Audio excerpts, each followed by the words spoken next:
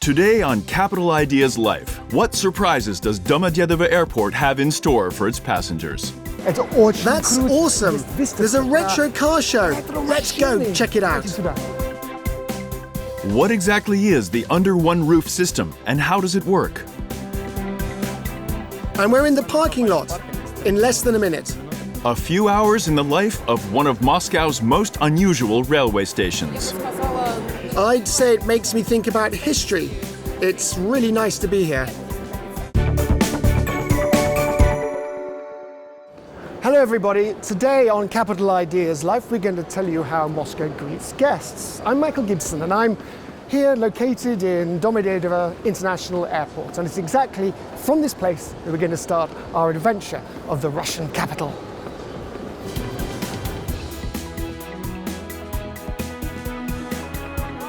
Domodedovo is one of 4 air gateways leading to Moscow. Besides Domodedovo, the other airports of Russia's capital are Vnukovo, Sheremetyevo and Zhukovsky.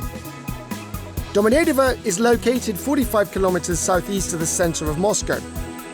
This airport has not one, but 2 runways 2 kilometers away from each other to allow simultaneous landings and takeoffs of any type of aircraft. That includes the largest of them all, the Airbus A380 Super Jumbo Jet. Today, Domodedovo Airport holds second place in Russia in terms of passenger traffic.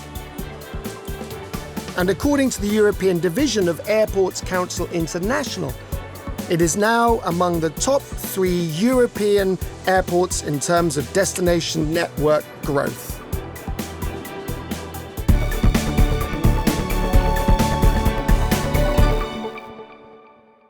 Domodedovo is one of the most important airports of the Russian capital. Last year alone, it welcomed almost 30 million passengers. I'm with Alexander Vlasov, spokesman of Moscow's Domodedovo Airport. He'll help us understand what's so unique about this place. Hi! Welcome to Moscow. A passenger from abroad might think there's nothing that special here. But when we arrive in another country and find ourselves in an unfamiliar airport, there's always one question that comes up. Am I in the right terminal? But such a thing just can't happen here. Domodedovo Airport consists of one single terminal, so it's absolutely impossible to get lost here. Oh, it's highly convenient. You don't have to take a bus anywhere. You don't have to find your way to another terminal. Yes, our passengers have nothing to worry about. It's all that simple. And it's a hub for both domestic flights and international passengers coming, say, from London, isn't it? They can catch connecting flights here, right? Yes, they can hop on another plane here and go anywhere around Russia. They don't have to change terminals. It's simply impossible to get lost here. But if this is your first time in Moscow and you have some free time, do not rush to leave this place, because it is not simply a huge airport. It is actually an entire mini-city, and it has a lot of interesting things to offer. In the airport, they pay a lot of attention to the navigation, the departure board, the signage. All information here is in English, Russian, and Chinese. It's remarkable. Hello. Hello. I understand there's a beautiful exhibition of old retro cars. Where is it? Yes. You can go straight along the hall. In that corner, in that part of the airport, you can find it. Thank you very much. Bye-bye.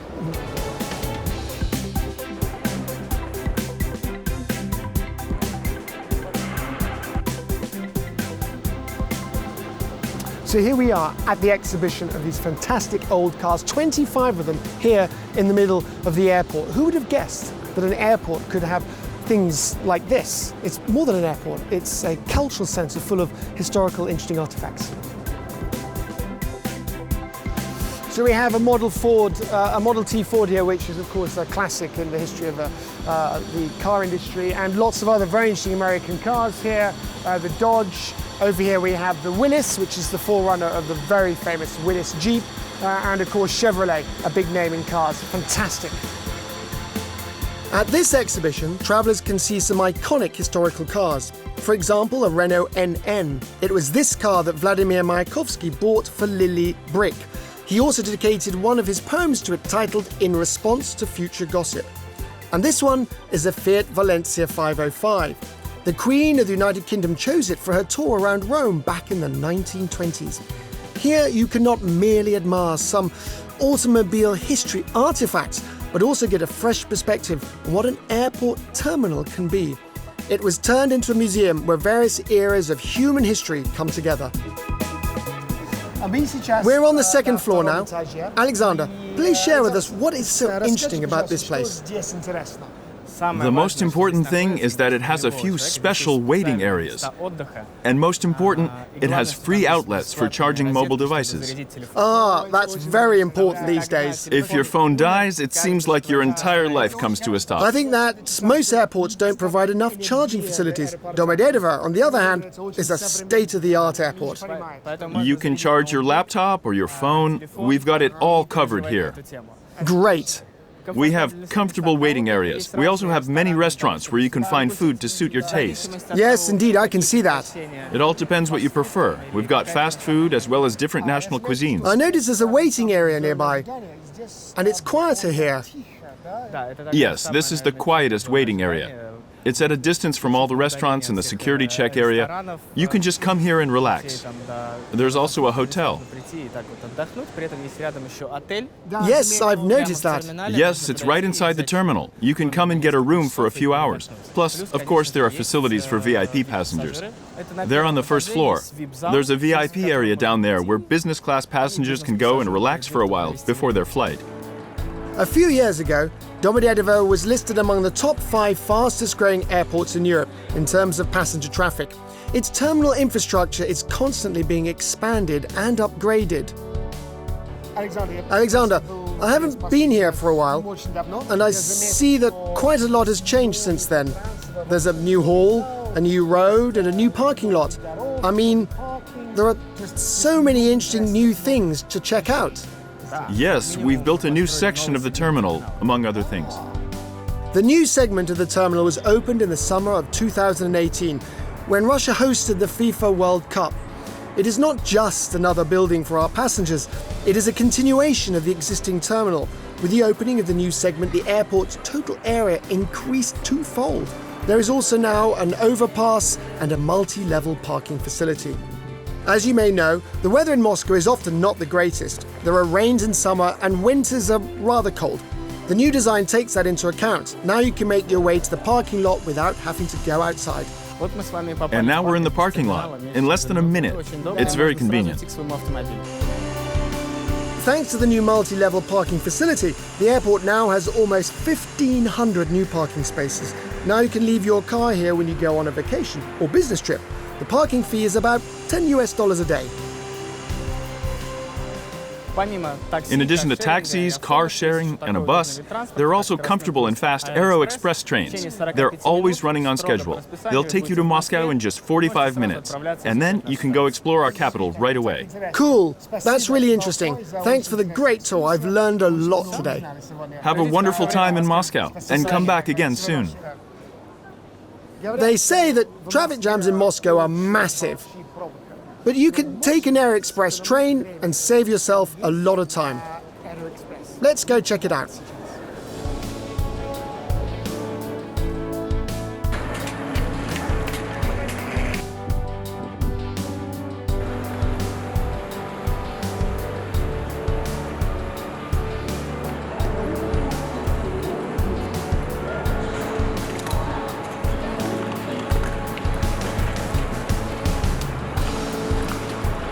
From the airport to the centre of Moscow is only 45 kilometers, and on this beautiful new express train, it only takes 47 minutes.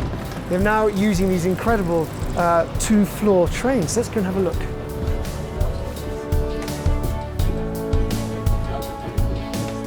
This is a new generation of train done in Switzerland that can take 700 people and has a top speed of 160 kilometers an hour.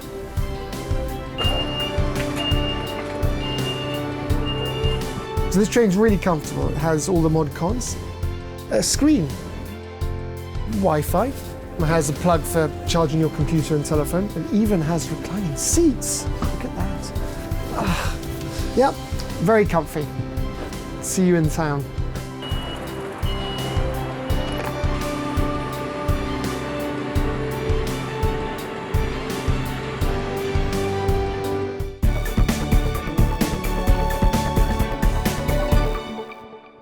The Air Express service, which allows you to get from the airport to the center of Moscow, was first launched back in 2002. The first train went from Paveletsky railway station to Domodedovo Airport. However, the Air Express service was not very popular at first. Italian chef Valentino Bontempi came to Moscow 2 years later, in 2004, and like many other travellers, he preferred taking a taxi to travel to or from the airport. His travel itinerary has not changed since then. Moscow, Italy, Moscow. But today, Valentino prefers taking the Air Express train to Domodedovo. I fly quite often, and whenever I can, I fly from Domodedovo. It's the closest airport to my home in Moscow. I live near Novoslobodskaya metro station. Only 2 stops, and I'm at Paveletskaya, where I can hop on an Aero Express train to Domodedovo. And it's also quite fast. During the last 15 years, not only the means of getting to the airport have changed, the city itself has changed so much. Now, it's one of the most comfortable cities for travelers. Because the subway works very well. And then there are trains and taxis, everything a traveler could need. 15 years ago, Valentino was so impressed by the rhythm of the city, its scale and its culture that he decided to stay here and start up a new business. Today, Valentino talks about Moscow with so much adoration that you could easily mistake him for a native Muscovite. Over the years, this famous Italian chef has fallen in love with Russia, and that love seems to be mutual. This is my second apartment. It seems that Bontempi works nearly around the clock. He has more than 160 employees working for him in 10 restaurants in Moscow, as well as other cities. Winner of multiple prestigious awards, author of several books about tasty and healthy food, this man never seems to rest for long. Despite the fact that Valentino runs his business himself, he has not stopped working as a chef and often personally prepares delicious food for his guests. I always like to add a little bit more, and they always scold me for that, because then it doesn't match the official recipe.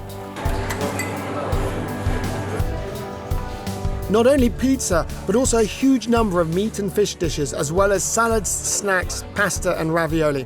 Valentino keeps experimenting in his kitchen. His own business is also an experiment of sorts. After all, the measured life in Italy is very different from the dynamic and sometimes slightly extreme life of Moscow.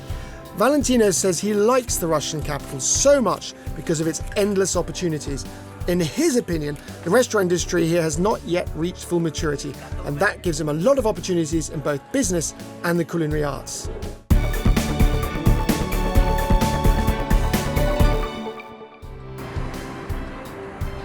The airports are not the only way to get to Moscow. Many travellers come to the Russian capital via rail. There are 9 railway stations in Moscow: Belorusskaya, Kazanskaya, Kievskaya, Kurskaya, Leningradskaya, Paveletskaya, Rishka, Savyolovskaya and Yaroslavskaya.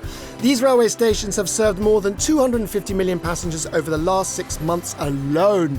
And this number keeps growing every year. So it is no coincidence that we have decided to make our next stop here. Moscow's railway stations are not simply places where you can catch a train and go on your next trip. They are embodiments of Russia's history. The buildings of almost all Moscow's railway stations are historic landmarks. So here we are in 3 Station Square, and next to me we have the amazing Kazansky station. A little further we have Yaroslavsky station, and right over here we have Leningradsky station, which is of course the oldest station in Moscow. It has a brother, a twin brother, the exactly same building built in St. Petersburg. It's beautiful inside, so let's go and check it out.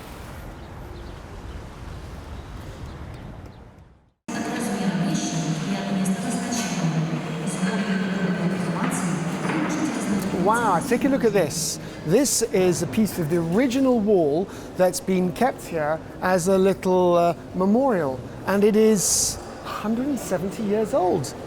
Look, you're even supposed to take a photograph of it. That's very cool. That's like Algedi thinking in a very kind of contemporary way, photograph it and share it. And this is right next to the entrance, so don't walk past and miss it. Remember to look back. Despite its advanced age, Leningradsky railway terminal looks rather fresh these days. all thanks to a recent renovation. Now it has many state-of-the-art devices to help passengers pass the time while waiting for their trains, or to make buying a ticket that much easier. So I have this case which I want to leave for a few hours just to be able to run around without this, and I need a place to leave my luggage. How good is that? It's a special left luggage place. Hello. I'd like to leave my luggage here for 2 hours. Locker number 70. Super. Thank you very much. Bye-bye. Great, thank you. Goodbye.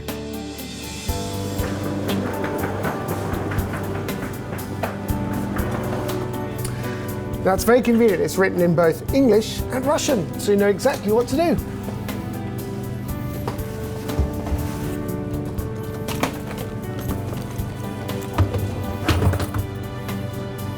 Close the door.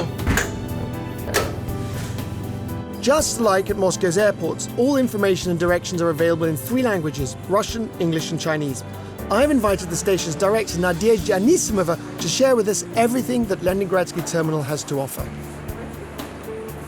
I'm told that this place has a lot of unique features. What exactly makes it so different from Moscow's other railway stations? First of all, the stations in Moscow send trains in different directions.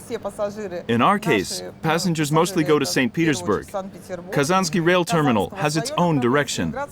The same goes for all other railway stations in the city. But we all treat passengers with the utmost care and respect. Are there any kinds of competition that exists between the different stations? Or not?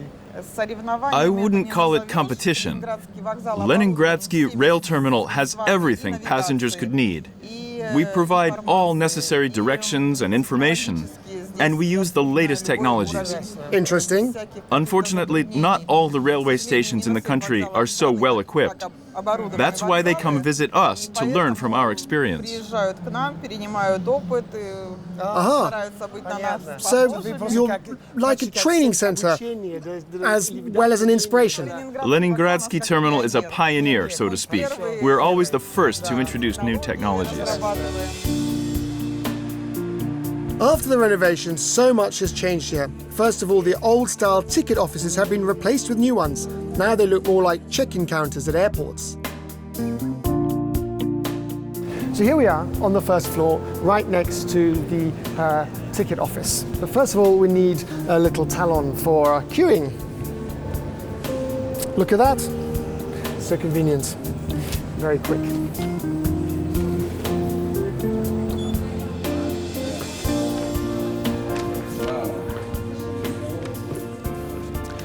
So you can see there are lots of cashier desks here, so you don't need to wait long to get your tickets. It's really convenient. But in fact, now we don't need to buy a ticket to go anywhere.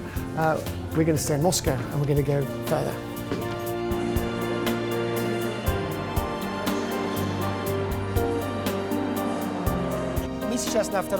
We're on the second floor. I can see a lot of things here. Is that a food court there?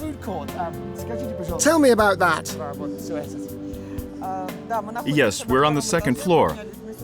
As you can see, we have comfortable escalators, and if we were carrying heavy bags or suitcases right now, we could simply use the elevator instead. Lift, yes, I see. Great. So this is the second level of Leningradsky Rail Terminal. It's a place where people can relax while waiting for their trains, or maybe have a meeting, or just wait to pick up their loved ones.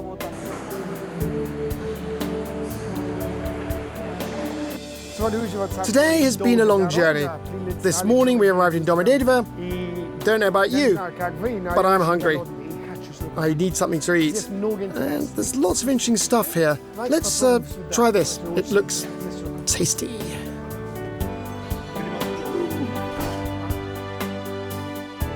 Looking at this food court, we can safely say that you will not stay hungry for long here.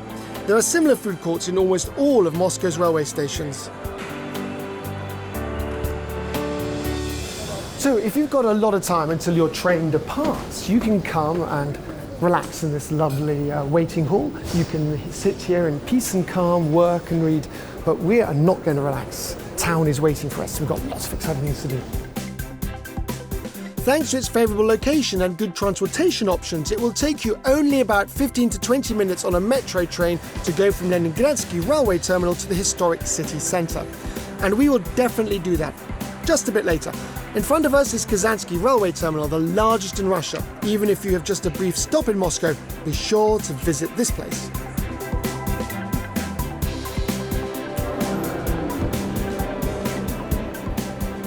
Wow, such a beautiful place. We are now located in the VIP waiting hall. It's a luxurious place with a fabulous ceiling and a super high level of comfort. I see that it's not only a station, but there's even an exhibition here. Really beautiful. It is truly more than just a train station. Frescoes and stucco decorations on its vaults make it look more like a palace. Its lavish interiors can brighten up even the longest wait. It's a great station. It's always a pleasure to be here. Not bad, good. When people come from other cities for the first time, it always amazes them. The high ceilings, everything's so beautiful. Yes, it's nice. I'd say it makes me think about history. This place really feels nice. A lot of things have changed. There are new ticket machines. We didn't have them before. The security is better now. The station's now cleaner and even more beautiful. Such a huge railway station truly needs good security. More than 60,000 passengers pass through here every day. This includes foreign travellers, children, and passengers with special needs. I see a lot of passengers. What are you doing to ensure their safety? We use security screening procedures. When people enter the station, they have to put their things in a screening machine and walk through a body scanner. Their luggage is screened for prohibited items, controlled substances, and weapons. And if I forget or lose something, is there a chance to find it later? Yes, there is certainly a chance. When station workers find an unattended item, first they call the police with a sniffer dog to inspect it for explosives. If everything's okay, the item is then sent over to the Lost and Found office. So here we are in the regular waiting room, and now we're going to have a look at the special waiting room for passengers with reduced mobility and special needs. This is a pilot project. It was one of its first in Moscow. The station is, in fact, the only station to have this opportunity, and it's actually an amazing thing. How does it work? You fill out a request before you travel. You come here and you meet these two super ladies who will help you, and you have all your own facilities, special toilets, special showers. You have your own departure board with all the information of trains. We have also food machines and comfy place to sit in quiet and relax. It's really more than just a train station. I've been told that all kinds of events are held here. Could you tell us something about that? Yes, this station is often used as a venue for public events, different festivals. For example, we hosted several concerts of the Spasskaya Tower Military Music Festival.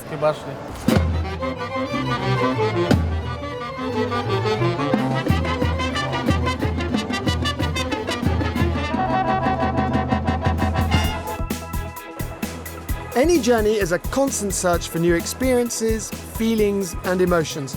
And this place offers all that and so much more.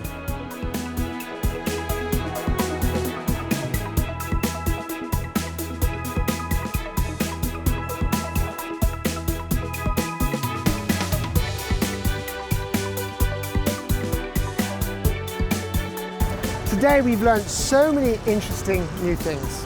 Next time you find yourself here, don't rush, take a look around. These stations say so much about history and life in Moscow. That was our program, Capital Ideas Life. I'm Mike Gibson. See you next time.